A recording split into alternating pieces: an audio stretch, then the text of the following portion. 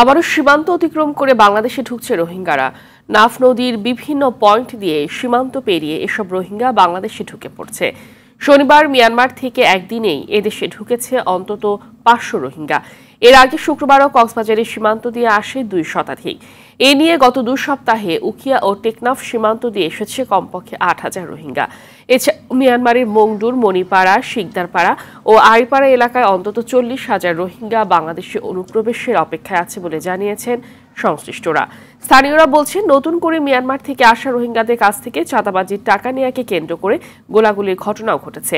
মিয়ানমারের রাখাইন রাজ্যে চলমান সংঘাতের মধ্যে সীমান্তে আইনশৃঙ্খলা রক্ষাকারী বাহিনীর চোখ ফাঁকি দিয়ে তারা এদেশে ঢুকে উখিয়া, টেকনাফের বিভিন্ন ক্যাম্পে আশ্রয় নিচ্ছে।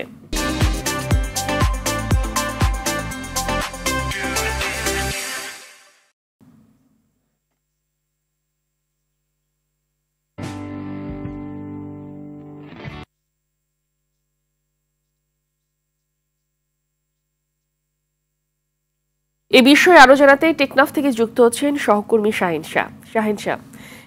নতুন করে আর কোনো রোহিঙ্গা অনুপ্রবেশের কোনো খবর আছে কিনা আপনার কাছে, আর এ বিষয়ে স্থানীয় প্রশাসন কি বলছে জানাবেন। ফাহমিদা, আপনি অবগত রয়েছেন রাখাইন রাজ্যের যে মংডু টাউনশিপ রয়েছে সেখানে কিন্তু কয়েক মাস ধরে তীব্র যুদ্ধ অব্যাহত রয়েছে। এর প্রেক্ষিতে কিন্তু এই যে মংডুতে 70,000 রোহিঙ্গা রয়েছে, এর মধ্যে প্রায় 10,000 রোহিঙ্গা কিন্তু ইতিমধ্যে বাংলাদেশে অনুপ্রবেশ করেছে বলে আমাদেরকে সংশ্লিষ্টরা জানিয়েছে। বিশেষ করে যে সেখানকার চেয়ারম্যান রয়েছেন এবং যে রোহিঙ্গা নেতা রয়েছেন, পাশাপাশি শরণার্থী ত্রাণ ও প্রত্যাবাসন কমিশনার যে কার্যালয় রয়েছে সেই সূত্রে আমরা এইসব সংখ্যা কিন্তু নিশ্চিত করতে পেরেছি। পাশাপাশি কিছুদিন আগেও স্বরাষ্ট্র 8,000 রোহিঙ্গা অনুপ্রবেশ করেছে বলেও আমাদেরকে জানানো হয়েছে, সাংবাদিকদের জানানো হয়েছে। আপনি যেটি বলেছেন, আসলে প্রতিদিন কিন্তু রাতের আধার ফলে কিন্তু দালালদের মাধ্যমে প্রতিজন রোহিঙ্গার কাছ থেকে 20 থেকে এমনকি 50,000 টাকা পর্যন্ত হাতিয়ে নিচ্ছে দালালরা। এর প্রেক্ষিতে কিন্তু রোহিঙ্গারা যে টেকনাফের খারাংখালী, নীলা এবং জাজিমুরা যে সাবরান সীমান্ত রয়েছে সেসব সীমান্ত দিয়ে কিন্তু প্রতিদিন রোহিঙ্গা অনুপ্রবেশ করেছে। আমি একটু আগে রোহিঙ্গা নেতাদের সাথে কথা বলেছি, তারা জানিয়েছেন যে আজকে টাউনশিপে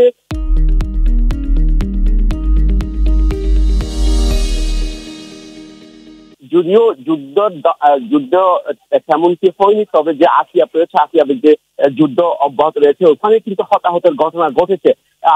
আপনাকে ইতিমধ্যে জানানো হয়েছে 50,000 রোহিঙ্গা কিন্তু এখনো মংডুতে রয়েছে। এই যে 50,000 রোহিঙ্গা তারা যে যুদ্ধের তীব্রতার কারণে এপারে অনুপ্রবেশের চেষ্টা চালাচ্ছে। পাশাপাশি যারা এখানকার সচেতন মহল রয়েছে, এমনিতে 12 লাখ রোহিঙ্গা কিন্তু এখানে বসবাস করছে। এখানকার মানুষের মাঝে এক ধরনের আতঙ্ক ছড়িয়েছে, এক ধরনের যে উত্তেজনা ছড়িয়েছে, তাদের যে খুন খারাপি অব্যাহত রয়েছে। এর মধ্যে যদি আবারও 50,000 রোহিঙ্গা প্রবেশ করে তাহলে আরো বেশি অশান্তি সংকট বলেও জানানো হচ্ছে।